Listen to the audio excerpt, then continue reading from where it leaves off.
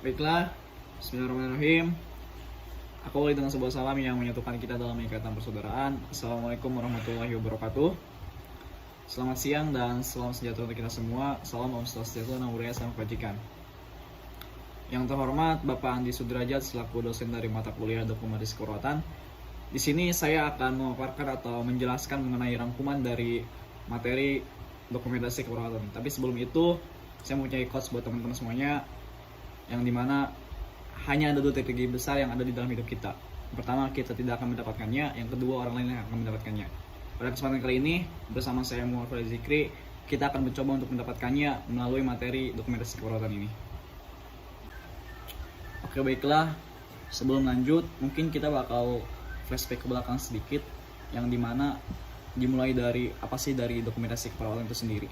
Nah, jadi dokumentasi asuhan keperawatan itu sendiri merupakan bukti pelaporan atau pencatatan yang dimiliki oleh seorang perawat dalam melakukan asuhan keperawatan, yang dimana itu bakal berguna banget untuk kepentingan pasien, perawat, dan tim kesehatan, terutama dalam memberikan pelayanan dengan dasar komunikasi yang akurat dan lengkap secara tertulis, dan tanggung jawab perawat sesuai dengan apa yang dikatakan oleh Hidayat pada tahun 2009. Nah, jadi dokumentasi asuhan keperawatan ini sebagai bukti pelaporan dan pencatatan yang dimiliki oleh seorang perawat ketika perawat itu melakukan pelayanan keperawatan, kayak misalkan perawat memberikan obat atau perawat melakukan tindakan injeksi atau apa. Nah, di situ di dokumentasi keperawatan ini bakal ditulis atau bakal dicatat sehingga bakal dijadikan sebagai bukti untuk kedepannya. Dan juga bisa juga di dokumentasi keperawatan ini dia sebagai alat atau sarana untuk komunikasi dengan tenaga kesehatan yang lainnya. Oke, selanjutnya pasti dong di dalam dokumentasi keperawatan juga memiliki tujuannya tersendiri. Yang pertama itu dalam komunikasi.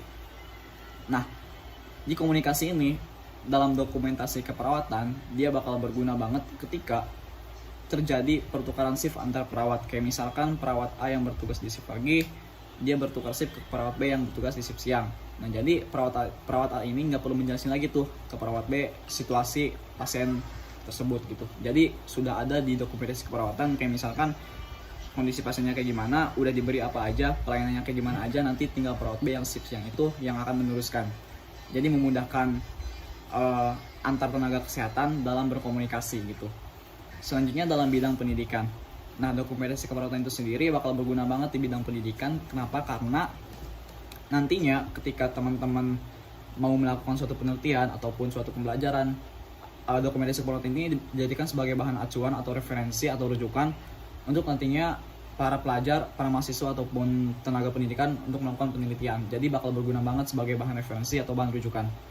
Nah, selanjutnya itu yang ketiga ada pengalokasian dana berharga. Pengalokasian dana berharga ini yaitu ketika misalkan di dalam dokumentasi keperawatan itu dicantumkan atau ditulis pasien tersebut berada di ruang apa, tindakannya apa aja, dan obatnya yang dikasih apa aja. Jadi hubungannya dengan pengalokasian dana berharga ini artinya disesuaikan dia biayanya berapa sesuai dengan pelayanan yang pasien itu dapatkan. Kayak misalkan tadi di ruang VIP misalkan dapatnya otomatis berbeda dong harganya dengan yang ada di ruangan kelas 2 ataupun kelas 1. Dan obatnya yang diberikan mungkin bakal berbeda juga harganya sesuai dengan tingkatan obat tersebut. Itu hubungannya dengan pengalokasian dana berharga di dokumentasi keperawatan. Selanjutnya ada evaluasi. Evaluasi ini pastinya di dalam dokumentasi keperawatan itu akan berisi proses keperawatan dan lain sebagainya. Pastinya memiliki kelebihan dan kekurangannya masing-masing. Nah, tujuan evaluasi ini agar nantinya kekurangan-kekurangan yang ada di dokumentasi keperawatan itu bisa diminimalisir, bisa dikurangi ketika melaksanakan atau melakukan dokumentasi keperawatan selanjutnya. Kemudian jaminan mutu. Nah, dokumentasi keperawatan juga dijadikan sebagai jaminan mutu apabila nantinya ada pasien yang memang menggunakan BPJS atau dan lain sebagainya. Nah, di situ pasti ada keterangan juga kayak misalkan obatnya apa aja, tindakannya apa aja, dirawat di ruang mana, nanti bakal diganti mungkin di jaminan mutu ini di BPJS atau asuransi kesehatan lainnya. Selanjutnya ada penelitian. Tujuan yang terakhir itu ada penelitian. Tadi gak beda jauh dengan pendidikan yang dimana dokumentasi keperawatan ini dijadikan sebagai bahan acuan, bahan rujukan, bahan referensi untuk para mahasiswa atau tenaga pendidikan keperawatan untuk melakukan sebuah penelitian mengenai ilmu keperawatan ini. Nah, selanjutnya di dokumentasi keperawatan pun pasti memiliki prinsipnya yang bakal mensupport dokumentasi keperawatan ini dia dinilai layak apa enggak, bagus apa enggak, lengkap atau enggak gitu. Nah, ketiga prinsip ini yaitu brevity, legibility, dan akurasi. Yang dimana brevity sendiri itu artinya ringkas. Dalam dokumentasi keperawatan, kita sebagai perawat nantinya akan mengisi dokumentasi keperawatan itu sendiri, itu harus ringkas mengisinya agar nantinya di dokumentasi keperawatan itu jelas, kita ngisinya dengan ringkas dan juga jelas, nantinya mudah dipahami juga sama tenaga kesehatan ataupun sama pasien itu sendiri, sama kita itu sendiri.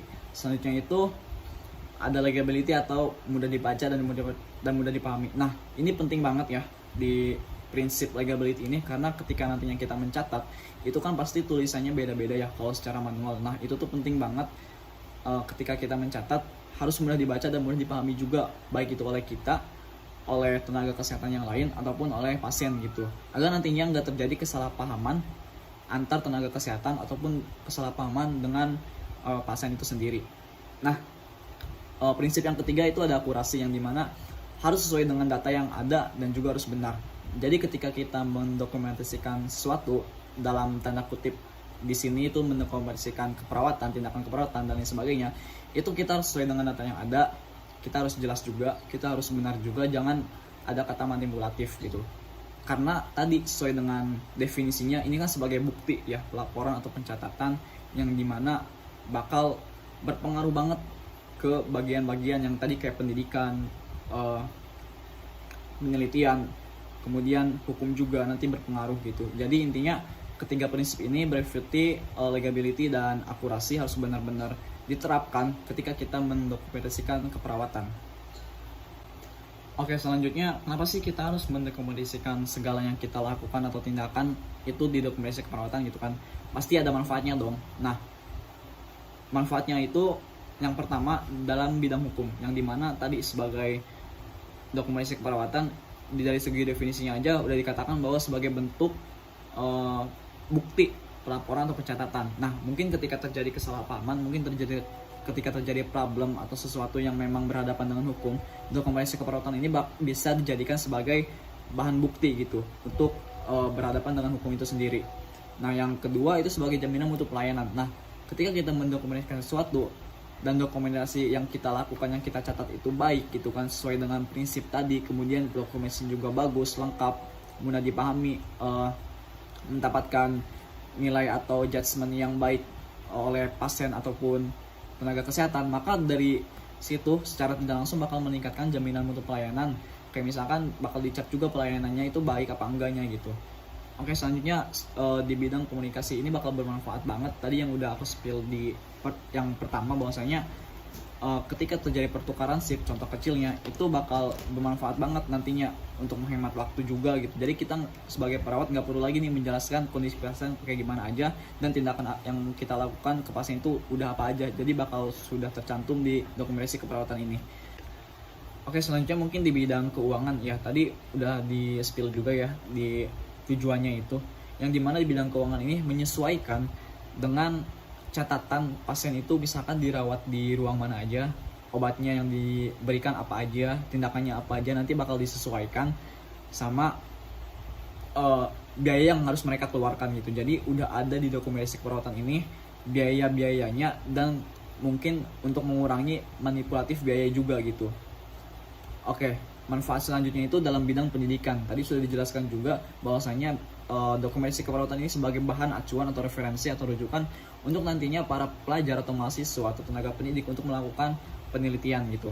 Selanjutnya juga ada manfaat penelitian berhubungan juga dengan pendidikan, intinya sebagai bahan rujukan atau referensi. Kemudian ada akreditasi. Nah, ketika dokumentasi keperawatan kita baik, layak gitu kan, mendapatkan penilaian yang bagus, otomatis itu sendiri bakal mendorong akreditasi kita naik gitu. Kayak misalkan kita dokumentasinya baik nih, otomatis ketika ada akreditasi, ada penilaian, itu bakal membantu banget buat rumah sakit nantinya untuk naik akreditasi atau naik tingkat gitu. Oke, selanjutnya bakal ada model dokumentasi keperawatan atau jenis-jenis dari dokumentasi keperawatan sendiri bakal kayak gimana aja. Yang pertama itu ada SOR atau Source Oriented Record, yang dimana model dokumentasi keperawatan ini dia itu menempatkan catatan atas dasar disiplin orang atau sumber yang mengolah pencatatan. Kayak misalkan dokter nih, di dalam SOR ini dokter dia menulis atau mencatat bagiannya aja.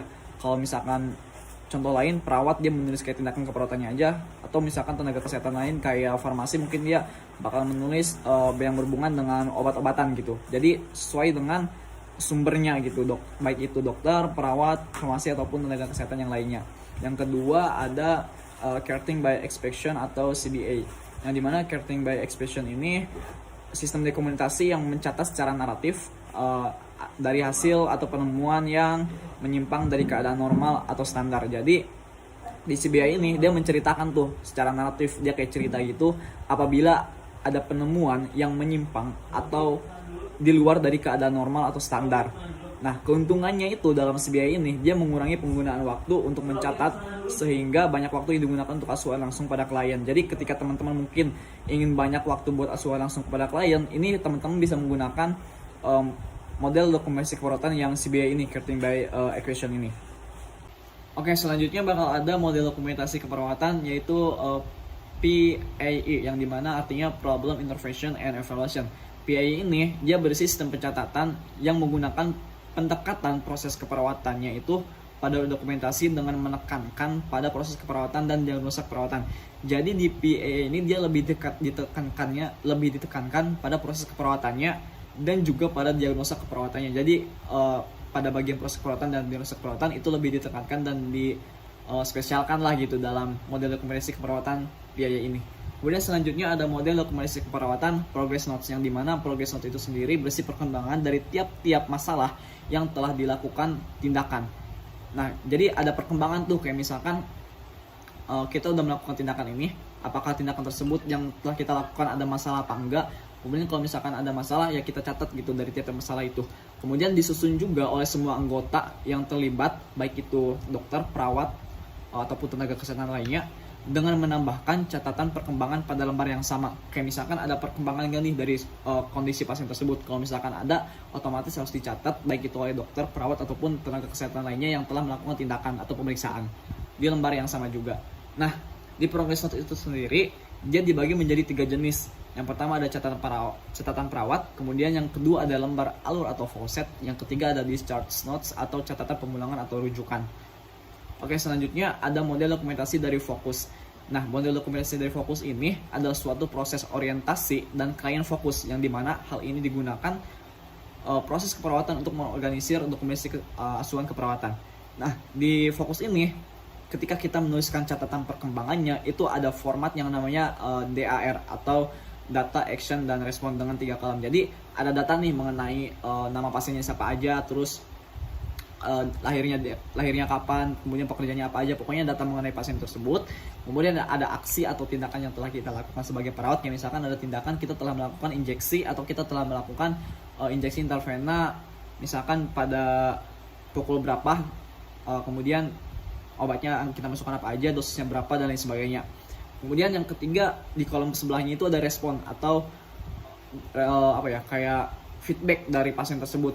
Kayak misalkan responnya bakal kayak gimana ketika kita telah melakukan tindakan tersebut. Misalkan ketika kita telah memasukkan obat intravena yang berguna untuk menurunkan panas, responnya apakah panasnya menurun atau malah tetap gitu. Jadi ada 3 kolom, yang dimana ada data, kemudian yang di tengahnya ada aksi atau tindakan atau action, yang sebelahnya lagi ada respon dari pasien tersebut. Oke, baiklah, mungkin cukup sampai di sini aja rangkuman yang dapat aku sampaikan mengenai dokumentasi keperawatan ini dan juga model-model dari dokumentasi keperawatan ini sendiri. Cukup sampai di sini. Aku mohon maaf apabila ada kekurangan, karena kelebihannya hanya perasaan aku ke dia, dan juga tadi juga aku mohon maaf apabila suara aku kurang jelas, karena kalau misalkan mau lebih jelas kita sleep call aja. Dan kurang afdol juga rasanya kalau misalkan aku tutup rangkuman ini, kegiatan ini tanpa quotes tadi, karena soalnya aku tadi di pembukaan pakai quotes juga, jadi ditutupnya harus pakai quotes juga biar afdol. Oke, seorang yang bijak pernah berkata bahwasanya barang siapa yang mendokumentasikan sesuatu, maka orang tersebut menjadi bagian dari sejarah. Saya Muhammad Faiz Zikri, pamit undur diri. Cukup sekian dan terima kasih. Sampai jumpa di lain kesempatan. Wassalamualaikum warahmatullahi wabarakatuh.